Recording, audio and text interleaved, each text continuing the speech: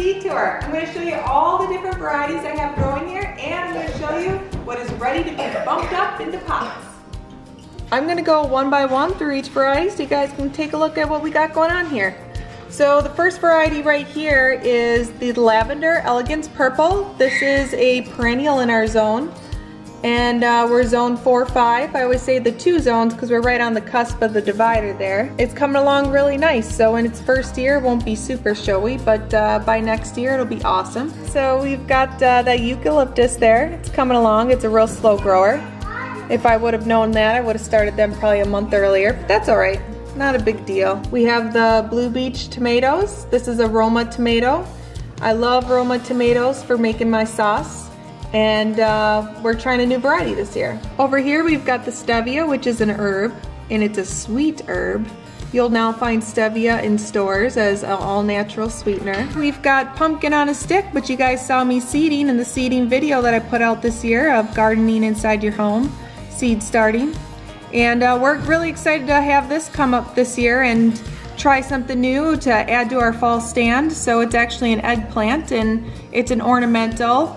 And you can also eat it, but I think we may end up using it more as an ornamental. The next is the Veronica cauliflower. We did this last year. I really like it. It's so beautiful. It actually looks like a really artistic cauliflower. It looks like an art piece, and it's bright green with intricate designs on it. So we're really excited about that, and these really need to get divided now because they're getting pretty large. This one here is new for us. This is cabbage. It's the Tropic Giant. So it gets enormous, which we're really excited to see in the garden because we're always looking to try something new and to have something really stand out throughout the gardens. As you all know, I love blue Victoria Salvia, which we'll still do, but here I've got Salvia and it's the Blue Angel. So it's a different looking leaf on it, a little bit fuzzier. And the flower on it is a true blue. It looks like an ocean blue, so I'm really excited for that one this year. Here are the Mexican mint marigolds. As soon as they get bigger, you just pinch the tip off, and that creates it to be a bushier plant. And I never knew that until I read up on them and from the actual seed company to know that. It's always a good idea to look up what you're growing to learn little tips to keep it looking its best. From the start all the way to the finish. I love Snapdragons, and I always get the plants already done, but I saw that there was a new variety called Madame Butterfly in the colors rose, bronze, and a couple other colors, but I chose rose and bronze because they looked gorgeous.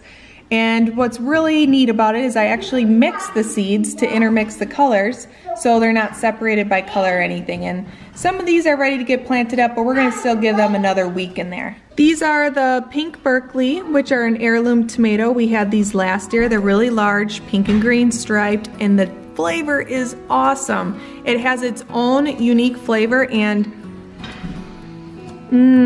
I can already smell the tomato on them. It smells amazing. I love that smell. I know. It's like the garden's already here, so it's awesome.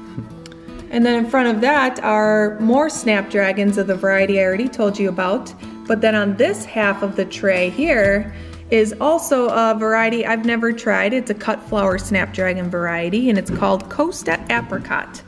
So I'm really, really excited because the color looks gorgeous. I can't wait to see it in person. With my peppers, I usually always just buy them already done, but I thought, what the heck, why not grow some? Because we love the lunchbox peppers.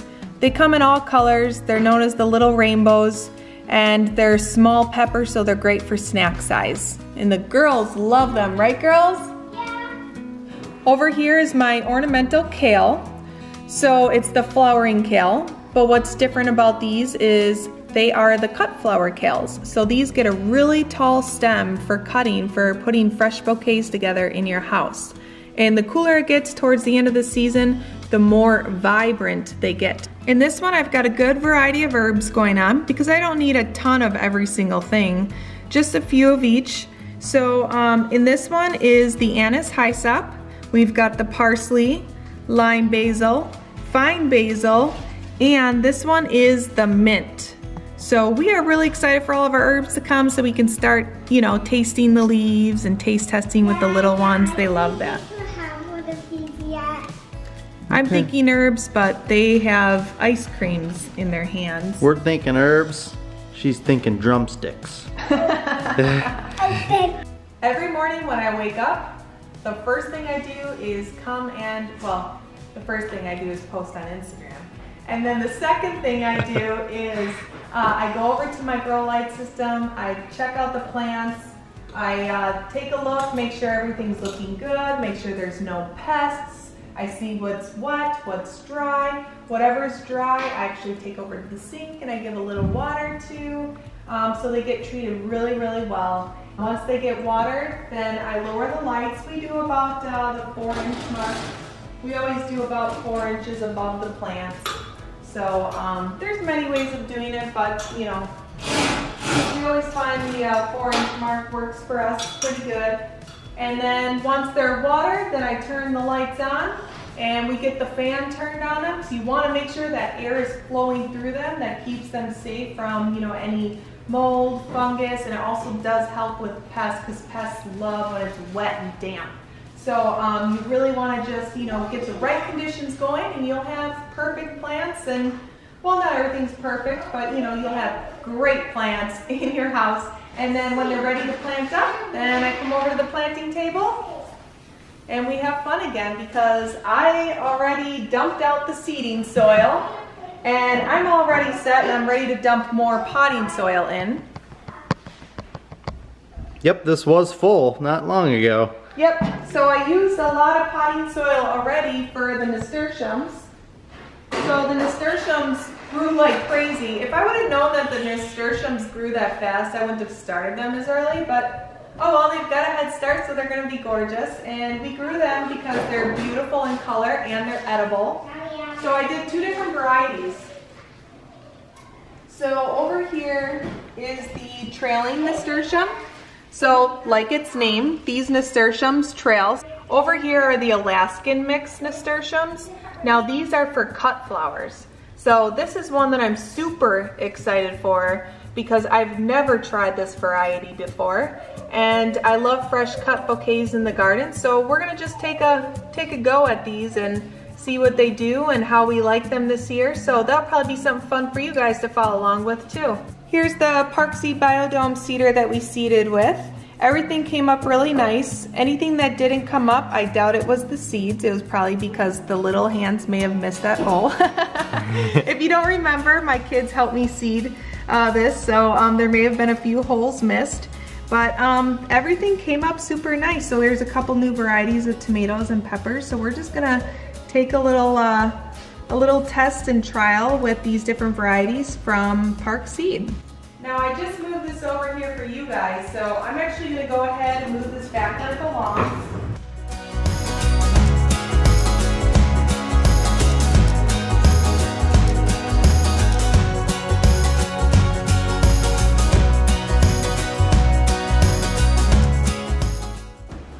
Watch out, girls.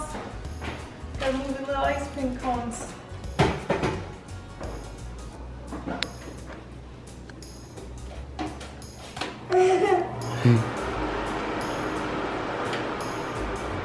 There we go. The fan helps them become strong as well. The wind moving their stems, it really makes them, you know, get more of a nice firm stem. So that way they're not little weaklings when you bring them outside. So another thing you're going to want to do is once it starts getting nice out, you're going to want to harden them. Okay?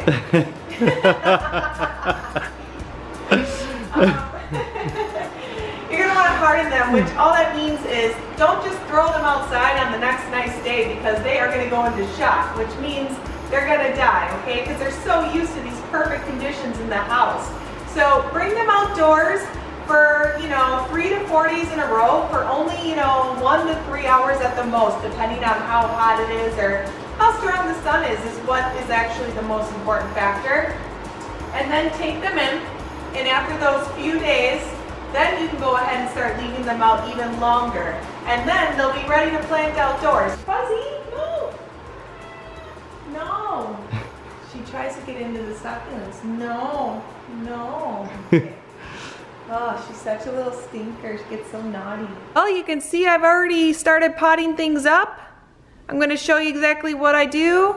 Down here I've got more.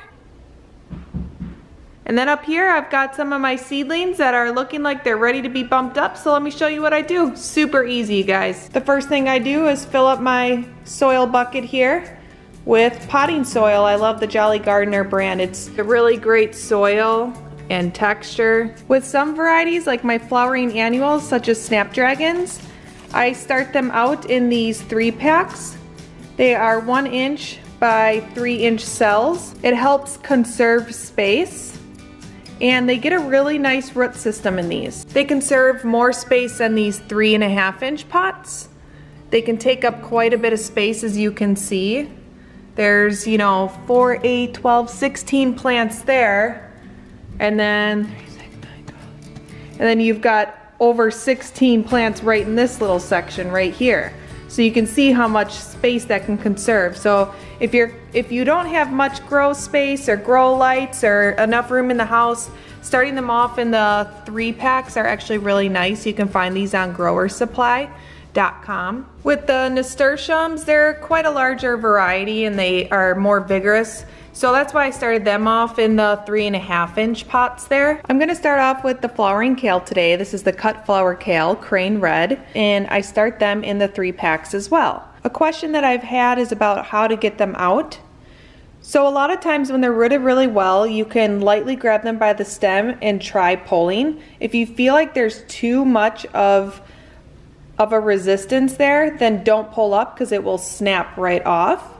So let me show you a really easy little way. So your tools can be real simple, you guys. You don't have to go out and spend a lot of money. So I have one of these from a fondue set. This works really good. You can also use an end of a silverware piece. So all you do is just make sure that it's nice and thin, a thin piece, and that it can slip right in on the side. So then you slip it in right on the side like this, and then you just scooch it out. Like that. You can also use the end of a piece of silverware. So you just scooch that in on the side, scoop it out, right there. And I go a lot faster than that because if I took that long to plant this whole tray up, it would take me all day. So I actually go a lot faster, but I've got the camera in my one hand, so that way I can make this video for you guys. Now we're going to go right to transplanting. So I first go ahead and make a hole, a nice deep hole, and I just put the seedling in there. I put the dirt around, and it's all good.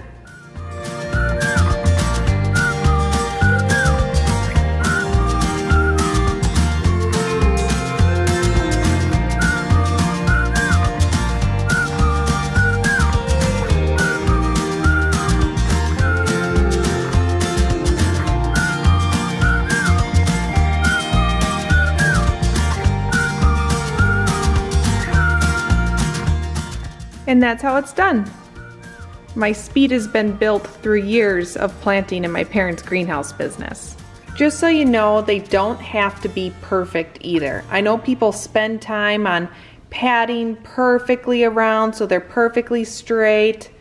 As soon as you water it, all the soil falls towards the plant, and once they're put under the grow light or underneath the sun, they grow up straight towards that light. So you don't have to be so picky. So now I'm gonna go ahead and water it. So I turn my faucet on low, just like I always do with the seeding.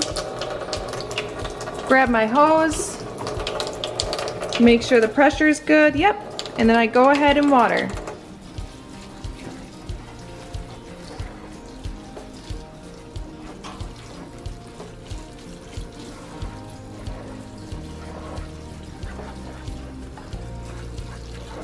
See how that soil is falling in there towards the plant?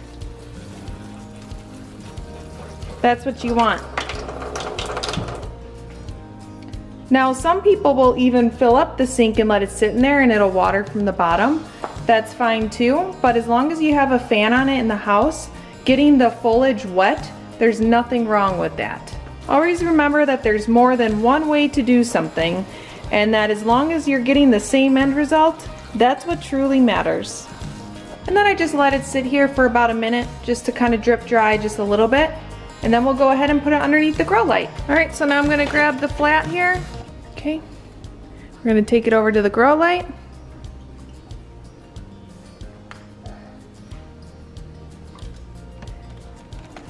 And there we go. I would normally lay them this way, but I've been doing them this way to conserve space, because otherwise I'm gonna be running out of space here, as you can see. And I've still got this many to plant up, so we're gonna see how we do this here, how it ends up. I might have to end up ordering another grow light system. We'll see. Get myself into some trouble here. Now I'm gonna be moving on to some Snapdragons. And this is my day today. Today I have to get everything potted up because it really needs to get potted up. It's getting big. So as soon as it gets put into flats, that's when it really starts taking off. Especially these Snapdragons. They just got planted up yesterday, and I swear that they've grown a lot overnight just from being potted up into a larger cell. Along with these pumpkin on a stick eggplants, they doubled in size since I potted them up, and that was not last night, but the day before. I hope you guys enjoyed it, so feel free to like this video, and feel free to subscribe to the Lawrence Network. Thank you so much for watching, you guys. Have an awesome day.